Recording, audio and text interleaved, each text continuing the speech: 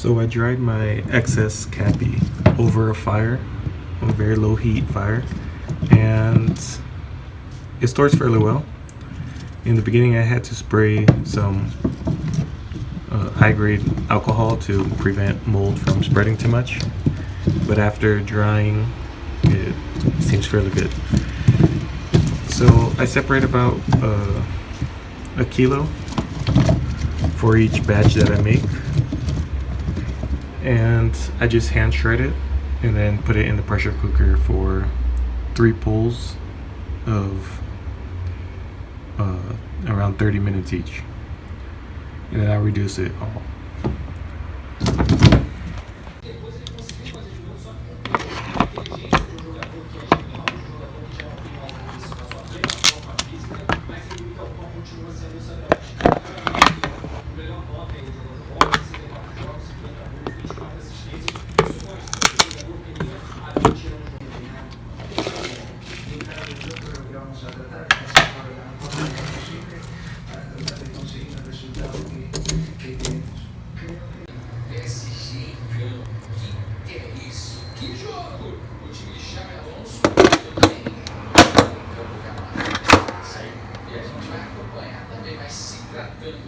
De Messi, a gente pode falar que hoje teremos ou não a primeira lei do ex. Messi para marcar 3 pontos a hora do esporte da sorte aqui no jogo.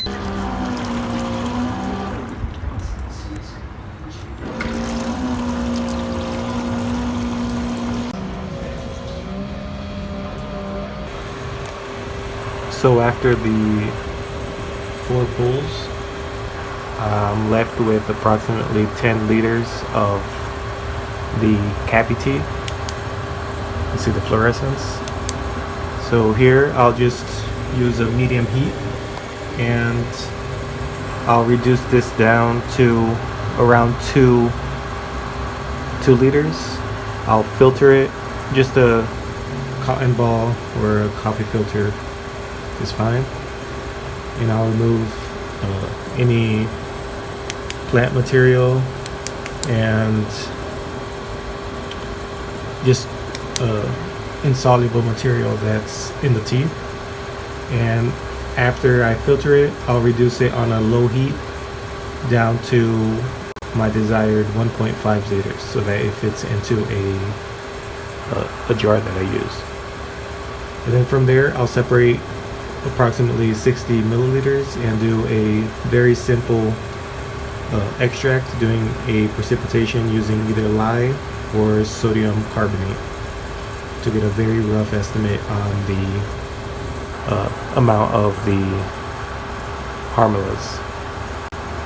It doesn't need to be entirely pure for me to get my estimate, since I use the whole tea and not just the pure harmine and harmaline. It will also contain harmal and other tannins and different compounds. And from my experience, I've seen that even a very impure,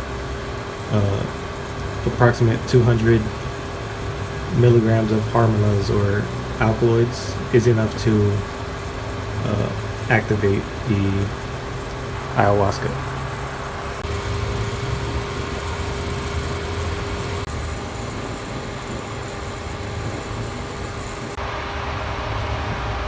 I reduced half the volume of the first pot. I did a quick cotton ball filter, and it ended up being around 3.5 liters. And now I'll reduce this down again until it's fills just one of these containers at 1.5 liters.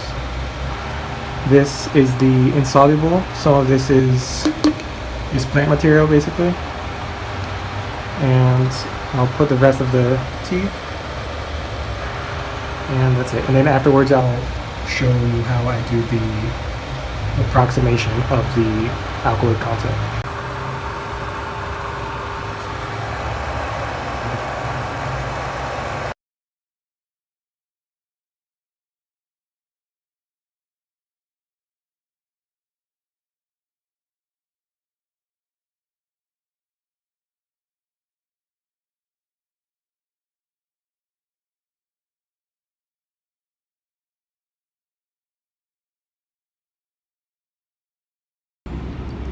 So after concentrating the tea, I separate approximately 60 milliliters, and here is a fairly concentrated sodium carbonate solution, just water and sodium carbonate, and I'll be adding it to the tea, and it'll precipitate out the harmalas.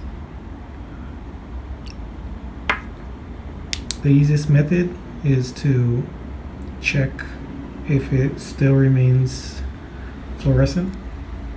You can see that there's some precipitate that already formed very quickly, and you mix it a bit.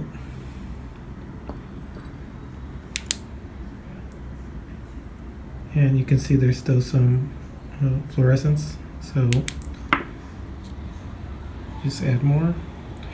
You can also use lye. It's not exactly dangerous, but most people prefer to use sodium carbonate. So I'll mix it again, and you can see that fluorescence is gone. There's a slight light blue fluorescence, but that could just be the glass, or possibly even the THH. So now I'll probably pour this. Yeah, I'll pour this into a different glass just to mix it better. This is just more sodium carbonate.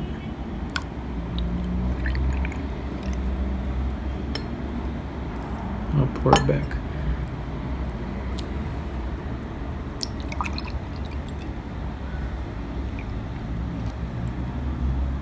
So you don't need it to be excessively alkaline,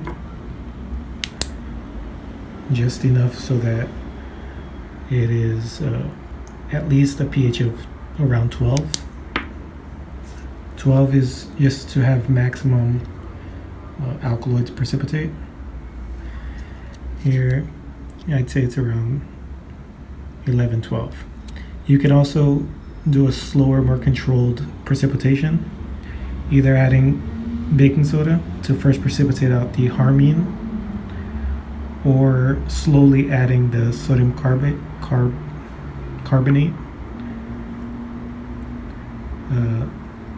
until it reaches a pH of around 8 or 9. And it'll first precipitate the harmine, and then you increase it to around 12 or 10.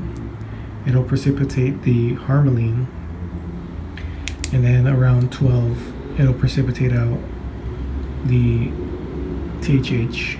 I've had issues with the THH precipitating, but that's the possible pH that you need.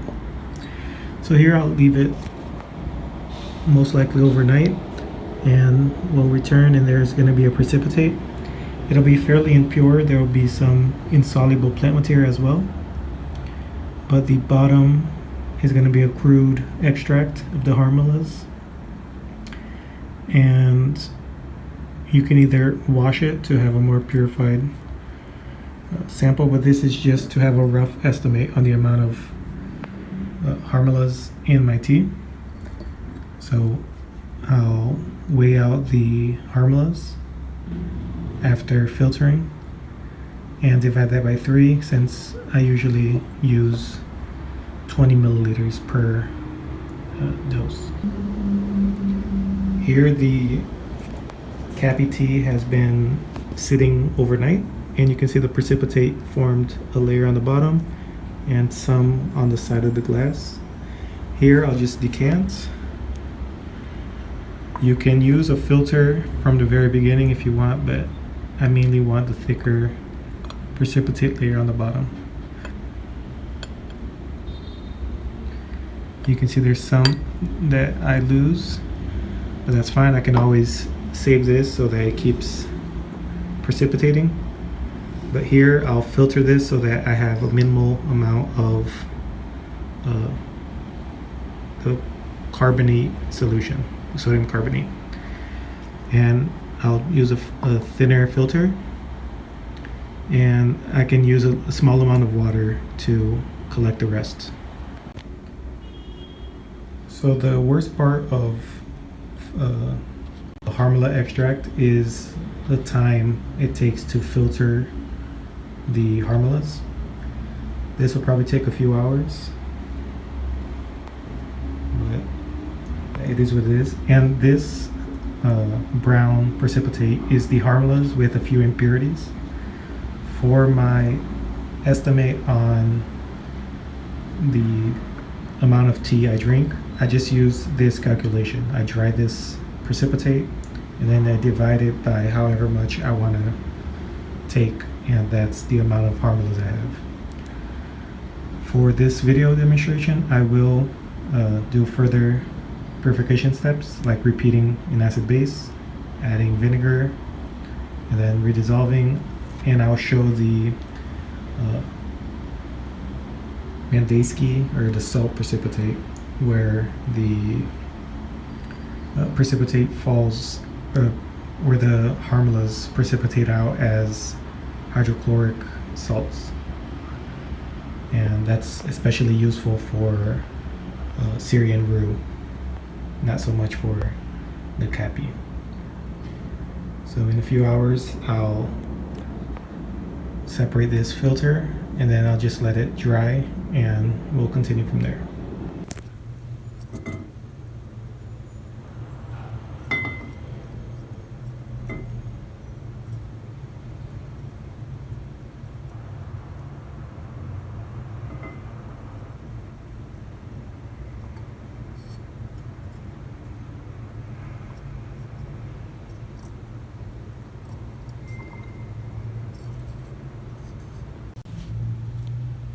So on low heat, I dry this over an iron flat plate that's usually used for tea. It disperses the heat better. Even on low heat, there was a little bit of burning in the center, but it could also be the impurities. So you can see it's cracking, so it's dry. And here I'll scrape it and weigh it. So from the color you can see it's quite impure. A more refined extract would be a light tan to an off-white color. Here there are likely some oils still, as well as a small amount of sodium carbonate impurity and other insoluble plant material still.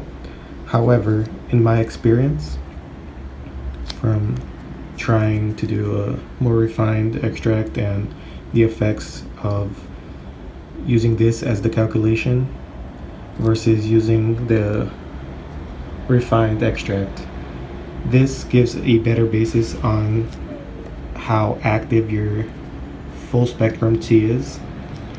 Here it would be approximately, I don't know, like 250 milligrams per 20 milliliters, give or take a little more. And that isn't just the pure harmine, harmaline, and THH. That would also include all of the other harmalos, the harmal acids, a variety of different acids and different flavorants and other components in the caapi.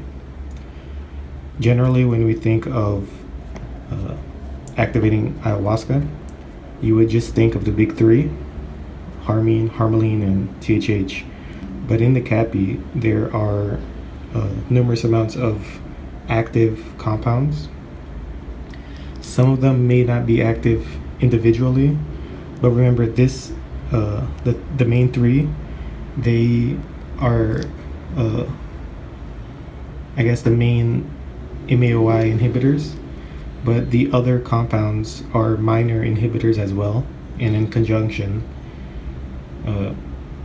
they work very well compared to just the pure three harmines. So that's the basis of how I do an estimate on how much tea I need for my daily use, which is enough to activate the compound in mimosa or Psychotra Verdis, but I don't use it on the basis of the main three. I use this crude extract, and the activation is equivalent to the same weight as pure compounds. So I'll be refining this further. I'll be redissolving it in vinegar and dividing it into two, and then doing a Mansky, which is the salt extract precipitate, and using sodium carbonate as well to show that the impurities after each acid base extraction, it gets cleaner and cleaner.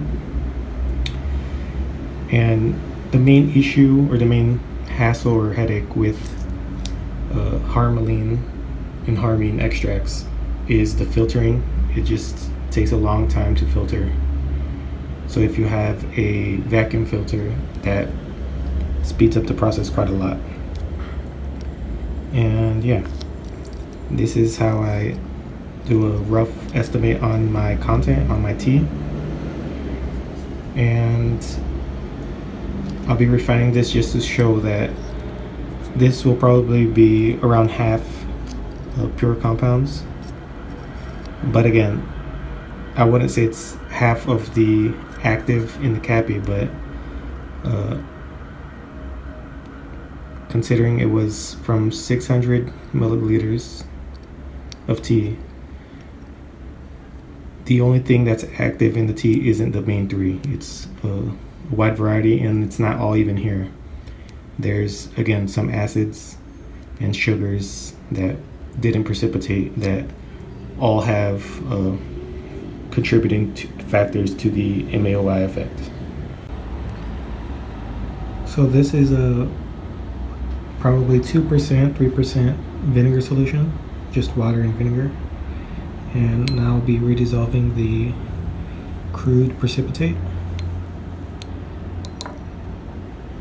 And you can see the harmalas becoming acidified. And I may need to add a little bit more of the vinegar solution. But here I'll filter whatever doesn't dissolve, since it'll likely be plant materials and other impurities. And from there I'll separate this into two volumes. One of them I'll do a salt Mansky precipitation. It'll form hydrochloric salts of the harmalas, and the other I'll repeat the sodium carbonate to freebase again, just to show the difference in the color and show a more pure product.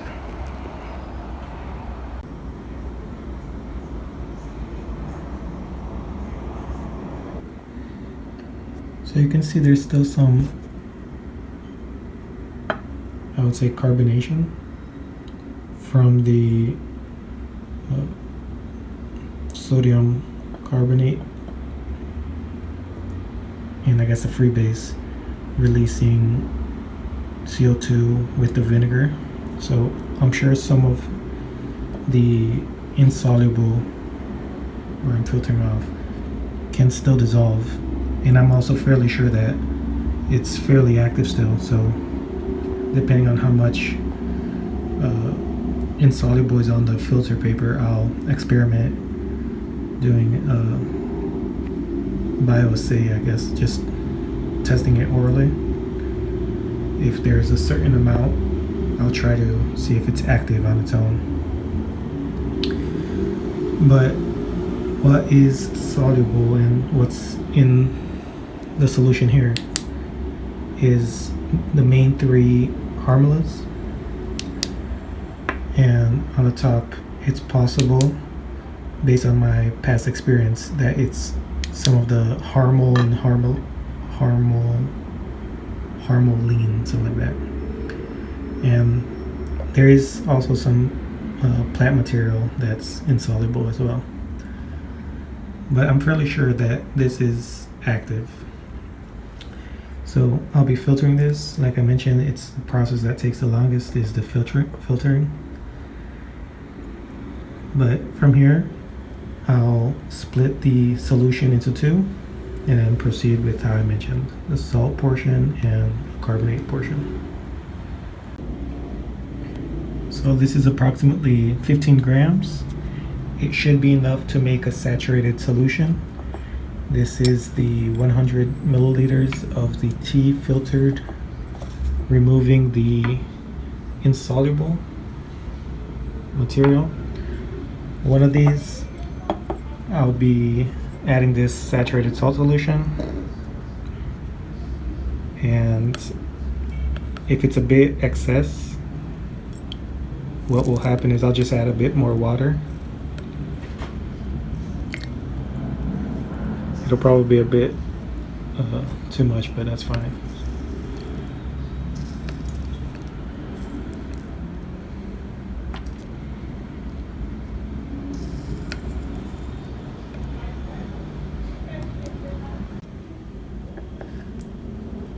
So you can already see that the solution is cloudy.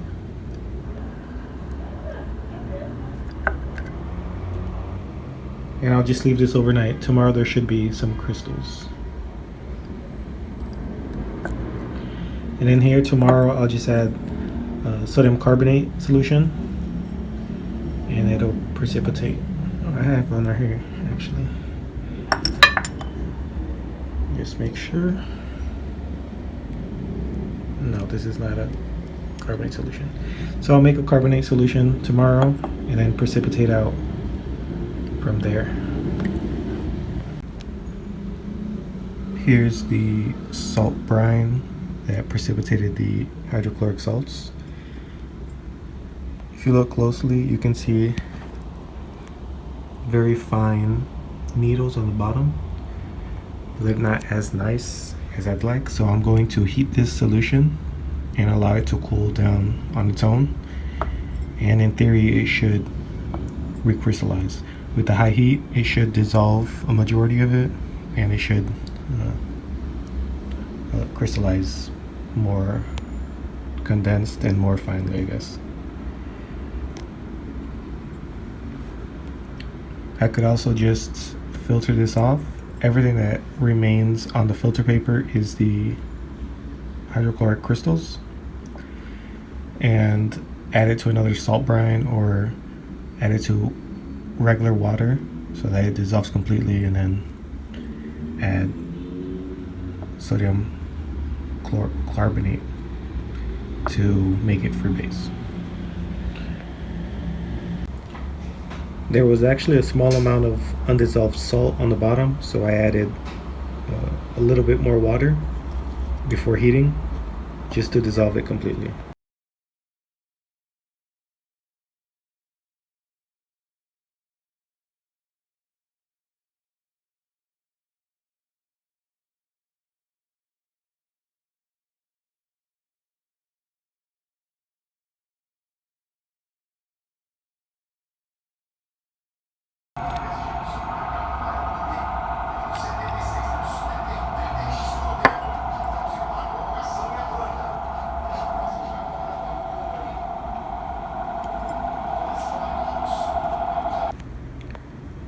So the impurities from the original precipitate that I did with the sodium carbonate is around 275 grams or milligrams. So I have approximately 500 milligrams per 60 milliliters of my tea. But again, like I mentioned, in my experience, the very rough estimate that I originally made is enough for an active tea where it'll activate the DMT using the original calculation of around what was it, 780 milligrams, around there, with around 15 milliliters of the tea in my experience, it's usually enough to activate it rather than this more refined calculation where I would need around, I don't know, 22, 23 milliliters. In any case, it's just a small difference, but the rough estimate for how I calculate my concentration of the tea is enough without doing this purification step. This is the second Harmala precipitation freebase done with sodium carbonate. It's still fairly impure. You can see there's an off-white to a light tan color. If I wanted to clean this up further, I would just redissolve it in vinegar or another acid and repeat the step, filtering each acid wash to remove any insolubles like this, and then redissolve it or reprecipitate it with the sodium carbonate or a lye solution. And this is the salt precipitate, and this is the hydrochloric salt of the harmalas. And this is a combination of the two solutions after they were precipitated. I added a small amount of lye to make it the pH around 14, and you can see there's a precipitate that formed. I can't say for certain, but from my experience, this is very likely THH, and I'm filtering currently, and I'll try to do some TLC to try to determine either by the color of the spot or something else. I don't know yet. But you can see there was another precipitate that formed at around 14 pH. So in this case I had to use lye rather than just sodium carbonate, and that'll be the third precipitate that formed. And the correct method to normally use a calculation for the concentrate of the tea would be a sum of these three precipitates, and that's your amount of active compounds. But again, there are a multitude of compounds in the caapi, and it's not limited to just these three compounds. There's also the harmal and harmalone, as well as a number of different acids and other minor MAOIs, but in a conjunction as a complex with all of them working together, I do believe it's active. And here I'll test this sometime in the future to see if it activates it. Since it's a considerable amount, I'll see if it activates the DMT on its own. And yeah, that's going to probably be the end of this series of experiments with the harmalas. I may actually try to reattempt a precipitate I got with citric acid. I'll make a solution of citric acid, not saturated. I made that mistake before trying to replicate it. Just a strong citric acid solution, and I'll dissolve this into it. And in the past, I got a precipitate of the citrates harmalas, similar to the salt precipitate, and I thought it was pretty interesting, so I'll try that again.